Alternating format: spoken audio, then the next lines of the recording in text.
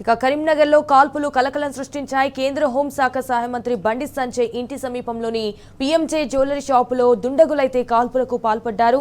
ఉదయం లాకర్ల నుంచి నగలు తీసి డిస్ప్లేలో పెడుతుండగా దొంగలు షాపులోకి చేరపడ్డారు. 2 బైక్లపై వచ్చిన 5గురు దుండగులు సిబ్బందిపై కాల్పులు జరిపి నగలు దోచుకెళ్లారు. అయితే ఈ కాల్పుల్లో 4 జ్యువెలరీ షాపు సిబ్బందికైతే గాయాలయ్యాయి. వీరిలో ఒకరి పరిస్థితి విషమంగా ఉన్నట్లుగా తెలుస్తోంది.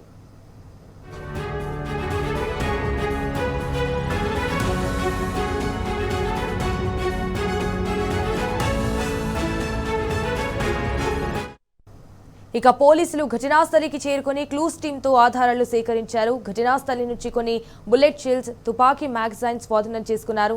ఈ దోపిడీకి పాల్పడింది అంతరాష్ట్ర ముఠాగైతే పోలీసులు అనుమానిస్తున్నారు. అయితే ముందుగా రెక్కి నిర్వహించి అదును చూసి అటాక్ చేశారని భావిస్తున్నారు. సీసీ కెమెరాల్లో రికార్డైన దృశ్యాల ఆధారంగా నిందితుల కోసం గాలింపు చర్యలు చేపట్టారు పోలీసులు.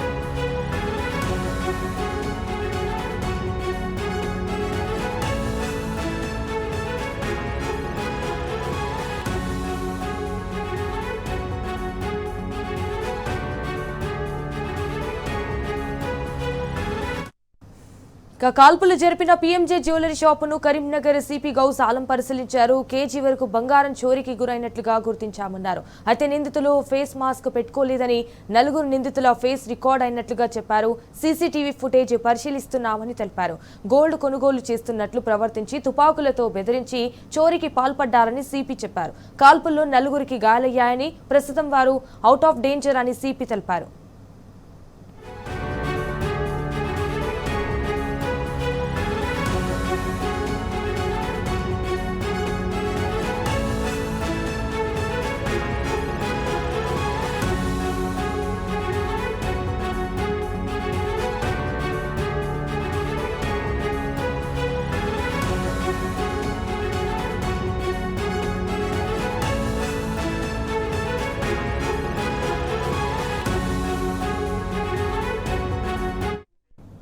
ఇక కరీంనగర్ జ్యువెలరీ షోరూంలో కాల్పుల ఘటనపై స్పందించేందుకు బీఆర్ఎస్ ఎమ్మెల్యే పాడి కౌశిక్ రెడ్డి ఫోన్ లైన్లో అందుబాటులో ఉన్నారు. Okay, very good afternoon Kaushik Reddy గారు. గుడ్ ఆఫ్టర్నూన్ అండి. ఎస్ కౌశిక్ రెడ్డి గారు, మరి చెప్పండి, ఈ కాల్పుల ఘటనను అసలు ఏ విధంగా చూడొచ్చు, దీనిపైన ఏమంటారు మీరు? ఇది చాలా చాలా బాధాకరము. ఇలా కరీంనగర్ జిల్లాలో నడిబొడ్డున, కరీంనగర్ నడిబొడ్డున ఇలా పట్ట పగలు ఇలా ఓ సిపి ఆఫీస్ కి కూతవేసి దూరంలో ఉండే నగరంలో, ఇవాళ అట్లాంటి నగరంలో పిఎంజే జ్యువెలర్స్ లో ఇంత పెద్ద ఫైరింగ్ అవడం చాలా చాలా బాధాకరం. ఇది పూర్తిగా రేవంత్ రెడ్డి గారి వైఫల్యం అని చెప్పక తప్పదని చెప్పి సందర్భంగా తెలియజేస్తా ఉన్నాను. రేవంత్ రెడ్డి గారే ముఖ్యమంత్రి, రేవంత్ రెడ్డి గారే హోమ్ మినిస్టరు. ఈ విధంగా లా అండ్ ఆర్డర్ ని మెయింటైన్ చేయడం అనేది చాలా చాలా బాధాకరం. ఇలా మా కరీంనగర్ జిల్లాలో ఉన్న ప్రజల్ని ఇంత భయ ప్రాంతాలకు గురి చేయడం అనేది ఇది చాలా చాలా బాధాకరం అనేది చెప్పక తప్పదని చెప్పి సందర్భంగా తెలియజేస్తా ఉన్నాను. నేను కేసీఆర్ గారి నాయకత్వంలో ఆనాడే అసెంబ్లీ సాక్షిగా చెప్పిన, సిపి గారితోని ఈడ కాదు, ఆయన జల్సాలు చేస్తా ఉన్నాడు, ఇది పోలీసుల వైఫల్యం అని, కరీంనగర్ సిపి గారి వైఫల్యం అని చెప్పక తప్పదు. కరీంనగర్ సిపి గారు చేయబట్టి మా కరీంనగర్ ప్రజలందరూ కూడా ఇబ్బంది పడుతున్నారు అని చెప్పక తప్పదని ఆనాడే చెప్పిన. ఇలా చెప్పిన తర్వాత నెల రోజులు ఎగ్జాక్ట్లీ 1 మంత్ బ్యాక్ ఈ మార్చ్ 27 రోజు నేను మాట్లాడి చెప్పడం జరిగింది అసెంబ్లీ సాక్షిగా. ఇలా సిపి గారు కేవలం జల్సాలకైనరు. ఇలా సిపి గారు వారు జల్సా. కౌశిక్ రెడ్డి గారు, గతంలోనే అంటే మీరు కరీంనగర్ పోలీస్ కమిషనర్ పై అయితే విమర్శలు చేశారు. అంటే తాజా ఘటనను అంటే పోలీసుల నిఘా వైఫల్యంగా అంటే మీరు ఎలా చూస్తారు కౌశిక్ రెడ్డి? అదే మీకు చెప్తున్నా, నిఘా వైఫల్యం అనేది సిపి గారిది 100% ఉన్నది ఇక్కడ పోలీసు వాళ్ళది. దీనికి బాధ్యత వహించాల్సింది ముఖ్యమంత్రి రేవంత్ రెడ్డి గారు. నేను ఎందుకు చెప్తున్నా ఇదంటే, ఇవాళ కరీంనగర్ సిపి గారు జల్సాలు చేసుకోవడానికి బోనాలపల్లి గుట్టల దగ్గర ఆ రోజు 180 రౌండ్లు వాళ్ళ దోస్తులతో ఫైరింగ్ చేస్తే ఆడొక ముసలమ్మకి అమృతమ్మకి ఆ రోజు బుల్లెట్ దాకింది అనేది నేను అసెంబ్లీ సాక్షిగా చెప్పిన. ఈడ కరీంనగర్ సిపి గారు పోలీస్ అనేది పూర్తిగా దారి తప్పింది అనేది నేను ఆ రోజు చెప్పిన అసెంబ్లీలో. ఇవాళ స్వయంగా నేను చెప్పిన నెల రోజులకే ఇవాళ ఇన్సిడెంట్ అయిందంటే ఇది ఎంత పెద్ద వైఫల్యమో సిపి గారిది, ఇవాళ రేవంత్ రెడ్డి గారిది, కరీంనగర్ సిపి గారిది ఎంత పెద్ద వైఫల్యమో ఒక్కసారి మీరే ఇవాళ చూడొచ్చు లైవ్ గా. దీనికి పూర్తి బాధ్యత రేవంత్ రెడ్డి గారు వహించాలని చెప్పక తప్పదు. దీని పూర్తి బాధ్యత కరీంనగర్ సిపి గారిని బాధ్యత వహించక తప్పదు. వెంటనే సిపి గారిని సస్పెండ్ చేయాలి, వెంటనే సిపి గారిని సస్పెండ్ చేయాలి.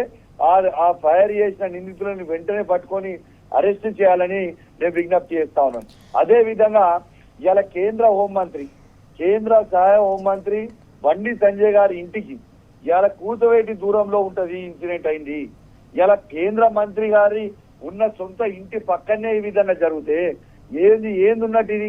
బండి సంజయ్ గారు ఏం చేస్తున్నారు, రేవంత్ రెడ్డి గారు ఏం చేస్తున్నారు, ఇవాళ కరీంనగర్ సిపి గారు ఏం చేస్తున్నారు? ప్రజలకి ఇది తీవ్రమైన ఇబ్బంది, ఇది చాలా చాలా టూ మచ్. ఇలా కరీంనగర్ సిపి గారిని బాధ్యత రేవంత్ రెడ్డి గారు బాధ్యత వహిస్తూ కరీంనగర్ సిపి గారిని కూడా వెంటనే సస్పెండ్ చేయాలి. చేయకపోతే మాత్రం తీవ్రమైన పరిణామాలు ఎదుర్కోక తప్పదు. ఇలా కొత్తగా డీజీపీ గారు వచ్చిండ్రు, సివి ఆనంద్ గారు కూడా పూర్తి బాధ్యత వహించాల్సిన అవసరం ఉంటది. సివి ఆనంద్ గారు ఖచ్చితంగా వారు కూడా రేవంత్ రెడ్డి గారు సివి ఆనంద్ గారు ఖచ్చితంగా దీన్ని బాధ్యత వహించి వెంటనే వారిని ఖచ్చితంగా వెంటనే సస్పెండ్ చేయాలి, నిందితులను పట్టుకొని అరెస్ట్ చేయాలి, రికవర్ చేయాలి. ఎంత భయప్రాంతులకి గురైంటారో ఒక్కసారి మీరు చెప్పండి. ఇలా ప్రజలు ఆ వీడియో ఫుటేజీలు చూస్తా ఉంటే ఎంత బాధ అనిపిస్తా ఉంది. అసలు సిపి గారి ఇంటి దగ్గర నుంచి కరెక్ట్ గా 500 మీటర్స్ టు 1 కిలోమీటర్ మధ్యలో ఉంటది. అక్కడ ఫైరింగ్ జరిగితే సిపి గారు పోవడానికి గంటన్నర సేపు పడుతుందా? గంటన్నర సేపు వరకు ఆడికి పోకపోతే పోలీసు వాళ్ళు ఎంత ఇబ్బంది పడ్డరు.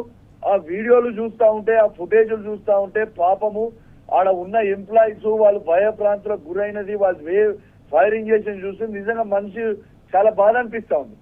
ఆ రోజు కేసీఆర్ గారు ఉన్నప్పుడు ఇంట్రాస్పెక్ట్రా అనేది ఒక భద్రతకు పెట్టిరు. అంటే ఏంటిది? పోలీసు వాళ్ళు ఒక హోమ్ గార్డు, ఒక డ్రైవరు, ఒక ఏఎస్ఐ లెవెల్లో ఒక ఆయన, ఒక కానిస్టేబుల్ AK-47 పెట్టి అంటే ఫైనల్లీ కౌశిక్ రెడ్డి గారు ఇటు ప్రైవేట్ వ్యక్తులు మెయిన్ చౌరస్తాల ఆ రోజు కేసీఆర్ గారు పెడితే ఇలా దాన్ని ముఖ్యమంత్రి రేవంత్ రెడ్డి గారు రాగానే ఇన్స్పెక్టరాన్ని తీసేసిరు, ఇంటర్సెప్టార్ ని తీసేసిరు. ఆ రోజు ఇంటర్సెప్టార్ ని ఎందుకు తీసేసిరు? ఇవాళ ఇంటర్సెప్టార్ అదే ఇంటర్సెప్టార్ కి ఇట్లా ఇవాళ ఉండుంటే ఈ ఇన్సిడెంట్ అయ్యేది కాదు కదా. వాళ్ళు AK-47లతోని ప్రతి చౌరస్తాలలో వెహికల్లలో కూర్చొని ఉండేది. ఈ ఇంటర్సెప్టార్ తోని అది ఎందుకు తీసేసినట్టు? హైదరాబాద్ లో మెయిన్ చౌరస్తాలో ఉన్నప్పుడు రేవంత్ రెడ్డి గారు అది తీసేయడం వల్ల, మాకేం అవసరం అని తీసేయడం వల్ల ఇవాళ ఈ ఇన్సిడెంట్ జరిగింది. ఇది వాస్తవం కాదా? ఇది చాలా చాలా బాధాకరము.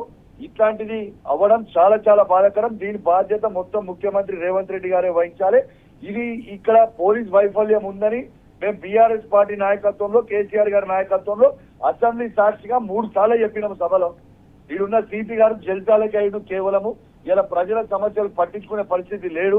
ఇలా చాలా ఇబ్బంది పడుతున్నారు ప్రజలని చెప్పి నెల అయినా కూడా పట్టించుకోకపోతే నెల రోజుల తర్వాత ఇన్సిడెంట్ అయింది. పాపం 4 వ్యక్తులకి ఇలా బుల్లెట్లు జరిగినాయి. వాళ్ళు క్రిటికల్ పొజిషన్ లో ఇలా హాస్పిటల్లో ఉన్నారు. మా మాజీ మంత్రి వర్యులు, కరీంనగర్ శాసనసభ్యులు మన గంగుల కమలాకర్ గారు కూడా అడిగి పోయి వాళ్ళకి చెప్పిండ్రు. ఇప్పుడు తప్పకుండా 4:30, 5 o'clock కి మేము బీఆర్ఎస్ పార్టీ పక్షాన కమలాకర్ అనే నాయకత్వంలో అందరం కూడా అడిగి పోతాము. ఇప్పుడు మళ్ళా ఖచ్చితంగా అలా మాట్లాడతాము. దీని మీద వెంటనే యాక్షన్ తీసుకోవాలి. ఎట్టు పరిస్థితిలో ఇట్లాంటిది నగరం నడిబొడ్డులో ఇట్లాంటిది జరుగుతుందంటే ఎంత బాధాకరమో ఒక్కసారి మీ అందరూ కూడా ఆలోచించాలని విజ్ఞప్తి చేస్తా ఉన్నాను. ఇవాళ దీంతో పాటు మీరు అందరు కూడా ఆలోచన చేయాలి. ఇవాళ బండి సంజయ్ గారు కూడా దీని బాధ్యత వహించాలి. మీరు కేంద్ర సహాయ హోంశాఖ మంత్రి వర్యులు, మీరు ఏం చేస్తున్నారు, రేవంత్ రెడ్డి ఏం చేస్తున్నాడు, సిపి ఏం చేస్తున్నాడు, ఖచ్చితంగా బాధ్యత వహించాలి. ఇవాళ కేవలం ఈ సిపి జల్సాలకి పైసలు వసూలు చేసేలకి దీనికోసమే అయిపోయింది తప్పితే ఈ సిపి ప్రజల ఆరోగ్యాలు, ప్రజల భద్రత వీళ్ళకి అవసరం లేదు. ఈయన సిపి మీద నేను అసెంబ్లీ సాక్షిగా ఇన్నిగానని చెప్పిన తర్వాత కూడా యాక్షన్ ఎందుకు తీసుకోలేదు వీళ్ళు? సిపిని కాపాడుకోవడానికి కారణం ఏంది రేవంత్ రెడ్డి గారిది?